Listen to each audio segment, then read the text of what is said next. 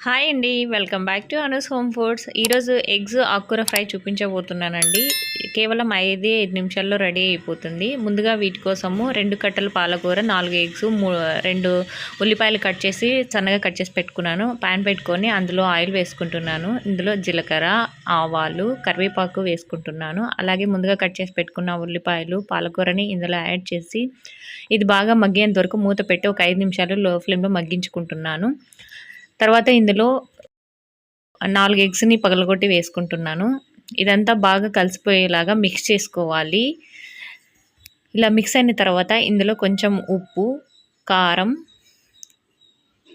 పసుపు, కొంచెం గరం మసాలా వేసుకొని ఇవన్నీ కూడా బాగా కలిసిపోయేలాగా మిక్స్ చేసుకొని 3 నిమిషాలు మీడియం ఫ్లేమ్ మీద ఫ్రై చేసుకోవాలి. అంతే అండి. ఎంతో ఈజీగా చేసుకునే ఎగ్స్ ఆకుకూర ఫ్రై రెడీ.